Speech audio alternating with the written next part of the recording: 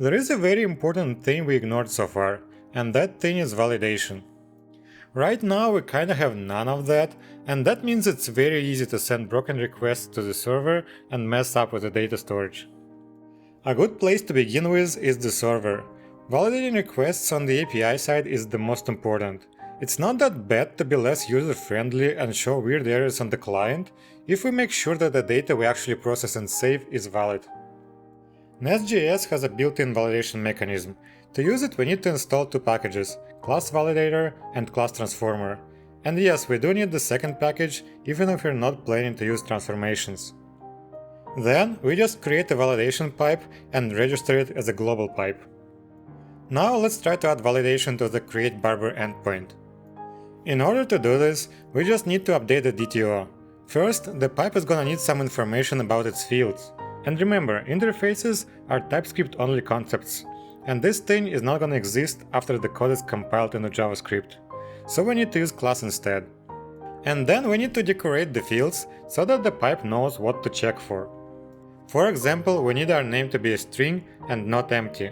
I was thinking about limiting its length, but this endpoint is already password protected, so only admins would be able to use them. And if they want a really long name, let them have it. Also, sometimes it's hard to be reasonable with limits like this. For example, you might set it to 100 and be like, alright, this is enough for every name. And then you hire her as a barber, you can't put her name in because of the limit, that makes her very angry and she burns the whole town. I don't think we want that. So we'll keep it like this and do the same thing for the description. As for the picture, we should remember to mark it as optional. That means if the picture is null or undefined, other checks will be skipped. There is a lot of pre-made decorators for most use cases. The full list is in the class validator docs. Let's run a few tests. We can see that we can't skip a non-optional field, we can't pass a wrong type, and empty strings are also forbidden. Exactly what we wanted. Now we can do the same thing to the update barber DTO. Don't forget that here everything except ID is optional. If a field is missing, that just means we don't want to update it. Then let's update services controller. For the price, we also want to check if it's a decimal number. Keep in mind that the field is still a string. What this decorator does is it checks if a string is a correct decimal representation.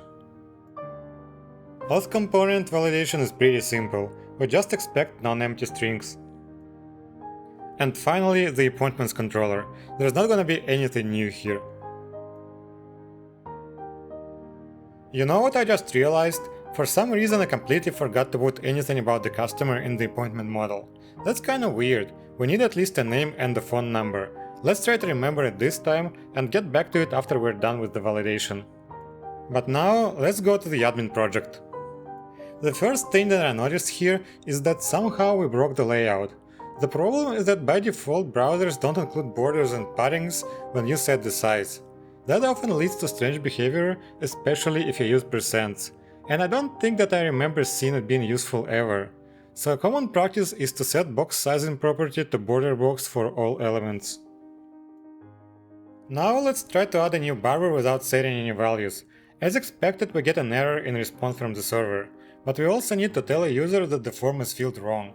We could just print the errors we get from the server, but I like adding custom validation instead. It's not that hard to do, and it provides some benefits. The main one is that we can tell a user that something is wrong with the form before he presses the submit button and we get a response from the server. Adding validation to a Formik form is pretty easy. First, we need to install the YOP library, which is the tool recommended by Formik. Then we create a special object called validation schema. In here we set the rules for each field. Then just set it as a schema for the form.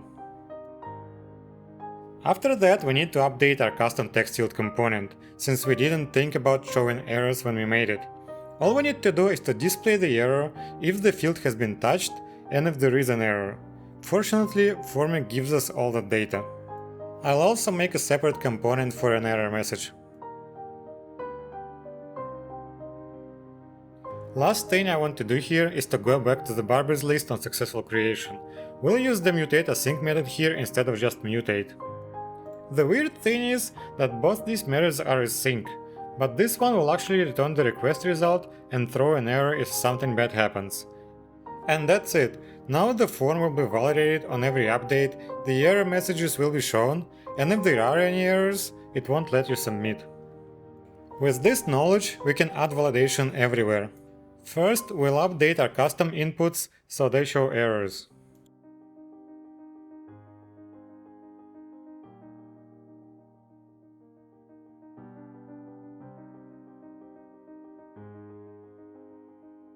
In the Barber service forms, notice how we check for the decimal here. Unfortunately, I couldn't find yup method to do this, so I just use a simple regex to check.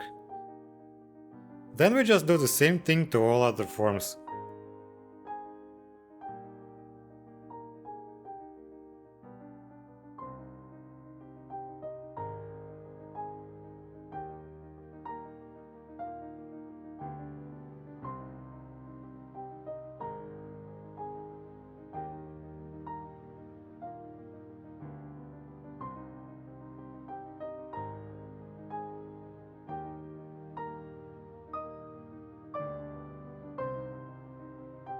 As for the client project, we only have a single form here and we decided to not use any libraries. I am planning to redo this form later, so we can allow ourselves to be a little bit messy here. Let's just create a new state variable with errors array and a validate function that returns current errors. We'll only validate and update the state on submit attempt, and then just list current errors.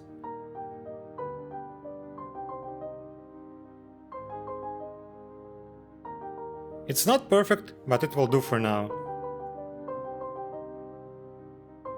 Now, as I promised, we'll extend our appointment model. We need a couple new fields for client's name and phone number. Another and probably slightly better way would be to create a new model for clients and just reference it in appointments. But that would add complexity I don't want right now. And if later we decide to do so, it could actually be a good practice on how to change database structure and not lose data. Anyway, we need to create a new migration and apply it. After that, we can update the controller. Just add new fields to DTOs and correctly pass them between DTOs and Prisma.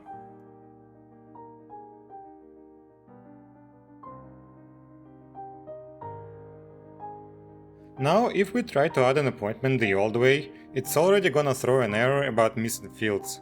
But if we add a name and a number, it will work fine.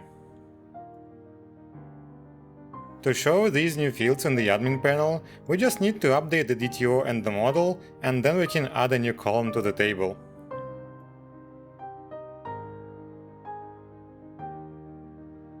And we also need to update the form, so add new fields to create appointment DTO and to the form values.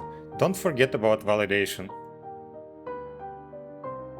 Set them on mutation and add new inputs.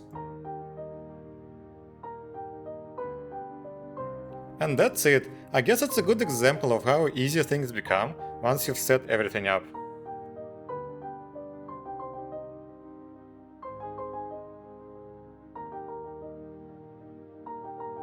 The client project won't be any harder.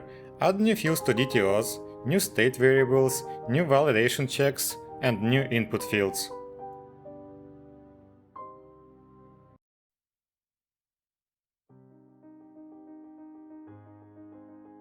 The only thing is, we need to update props type on the text input component, so that the onChange event is a correct type.